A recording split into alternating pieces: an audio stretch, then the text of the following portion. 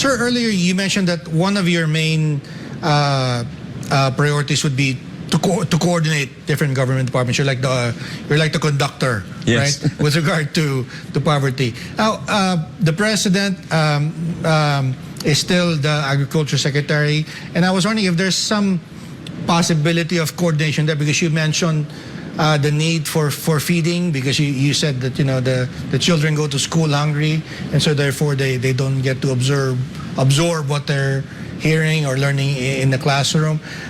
What are your thoughts there about the possible coordination between DA and possibly what you're doing in poverty alleviation? We can help in identifying the sectors that really need priority in the poverty alleviation programs. Okay. Like, for example, the sector that is most affected are the farmers. Okay. And we are Poorest of going the poor, no? Yes, the poorest of the poor. And also, we should also change our concept in education. Okay. Because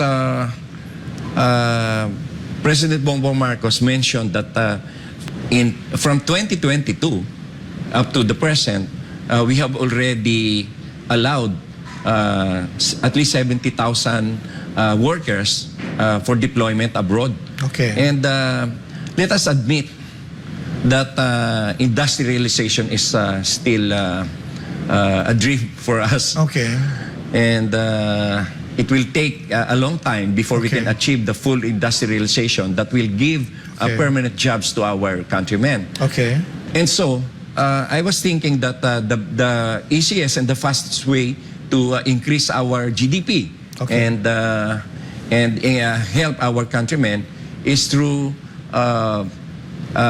rechanneling the concept of education. Okay. We should take up more technical and vocational courses now, Okay. because there is a big market abroad for job markets Okay. of the skilled workers. Okay. And not only nurses. Yeah. Oh, we should not focus only on healthcare courses, but also on technical and vocational courses. And there are countries that would need workers because their citizens are aging. Right. I would think that there's a lot of demand domestically also Yes. for tech voc, no? But have you had a chance to sit down and maybe hash out some plans with With the tech voc? VP Sara and with CHED Chairman Popoy de Vera? Not yet, because yet. Talagang I you understand. are organizing pa talaga. I understand that Vice President Inday Sara Duterte Okay. is concerned on the Basic health. primary education. Okay. Yun yung under sa kanya. And the Right. higher education, the college is Right. with the CHED. Yeah. And I wonder where the tech box school should take direction. Yeah, baka ba sa senior high, 11 and 12 maybe? Yeah, probably. Oo. Yeah. Because I think that the aim of K-12 was to produce Prepare them for jobs. for jobs, right? Yes. And I guess that you were saying the most in demand there may be here and abroad tech voc, di ba? Ano? Yes. Do you agree? And but K1 to 12 is not does not cover tech voc. Oo.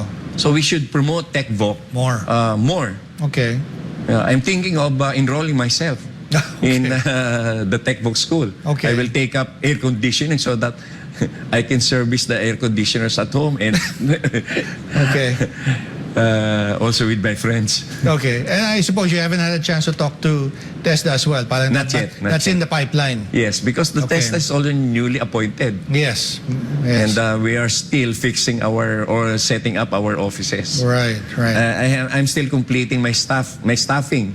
Right. I still lack three Right. staff for three positions. Right. So, is there anything else you're thinking about in education? Is there any other idea that maybe that comes to your mind, or initially that you may want to explore later on with some other government department? Well, my first direction is towards creating more jobs, and I will talk to some of my contacts abroad Yeah. to invite them to Maybe some of your former clients, yes, di ba? and the big companies to set up also small businesses. Yeah. Not only big corporations, but also to help our countrymen Right. in micro business and micro industries. The feeding program that you were mentioning, is that something you've already formally discussed with the president as Secretary of Agriculture, or is that sort of like just initial discussions? It was only an initial discussion, and I haven't really discussed lengthily about that project because I haven't talked to my sponsors yet. Right. Now that I have two sponsors who are willing to partner with me, then after the signing of the MOA, then I can disclose it already to the president. But of course, he knows this already. You should maybe try reaching out to the Management Association in the Philippines. I think they have a malnutrition program. But Yes. you mentioned, after all, you want to work with the private sector, Yes. right? Not just with government, right? Yes. To address this issue. The MAP has, I'm sure if you're not aware, a program that addresses malnutrition among And learners. the socio organizations on this are the Rotary, Right. Kiwanis, Lions Right. Club, Right. Yeah, and but also the Management Association of the Philippines. yes, yes, I was once a member. yes. But you know, And the PCCI. yes, but you know, one of the things I've been hearing from them is that they want to have an intervention even earlier, before children reach school age, because some of them think that by the time the children start school, it may be too late. That the effects of malnutrition has already had an impact on their we can suggest mental development. the milk formula feeding program. We can do that. Yeah.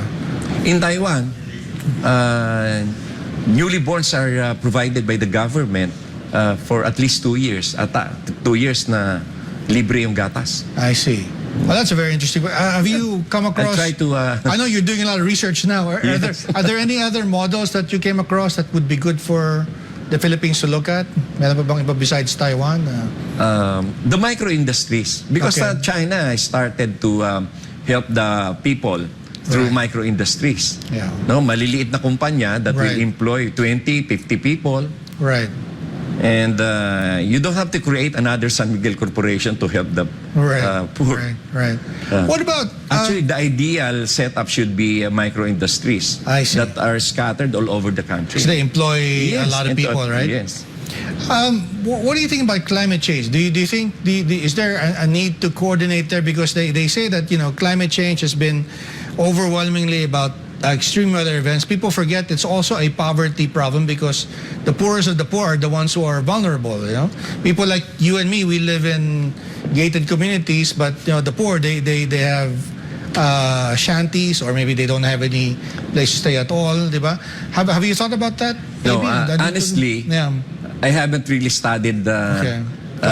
lengthily or deeply Okay. the issues on climate change. Okay. Something might maybe worth looking at, because Yes, they're the most vulnerable. Going back to agriculture, have you thought about maybe reaching out to like the fishing community? Yes, I'll do that. And also on rice farmers. Okay. Because I found out that the biggest problem of the rice farmers is the lack of post-harvest facilities. Okay. Imagine, magpapatuyo ng palay sa kalsada. Yeah. Magpapatuloy sa basketball court. Right. And that is why sometimes we have this artificial shortage of rice, because our demand is not matched up by the number of or volume of rice millers association. Right. What about budget support? Do you have what you need? I mean, As of now, you need Congress to approve another law, or?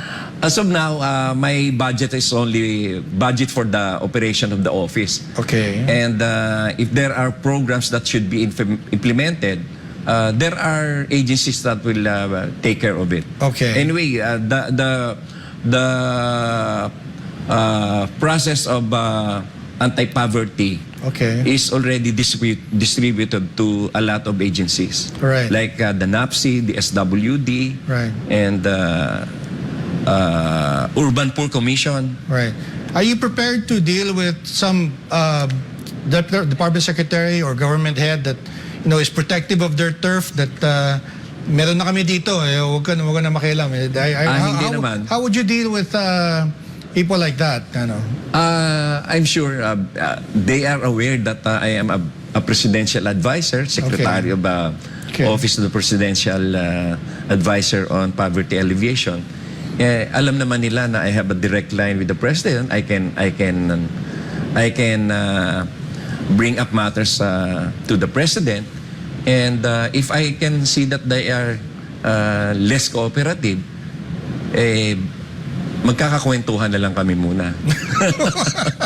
Pero I'm sure that we are one in... but I'm sure you've been talking to the different cabinet members, right? Yes. I mean, are you optimistic that in the fact, coordination... a lot of them are my friends also. Yes. No, because I'm just wondering, you're not necessarily an outsider, but sometimes the problem is they don't listen to someone from outside their own office, right? No, take for example, in the case of Secretary Rex Gatchalian of the SWD, he himself was saying in the media that I am willing to cooperate with Secretary Gadon. So that's a good sign. That's a good sign. Okay. And Secretary Rex Gatchalian has a good project, which is the food stamps. Right. So I also commended him for what he's doing now. Right. Are you also talking to Congress, the House, Senate? Not yet. Not yet. Not yet, because of this SONA. Everybody is so busy. Right. But after that, I will be meeting with the Anti-Poverty Commission, and also the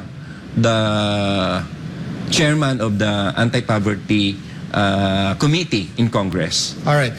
Secretary, we'll just have to take In fact, they have already sent me a letter inviting me to a meeting. Okay, so the coordination is starting to happen. Yes, starting. All right, so we'll just have to take a quick break. You're watching Business and Politics.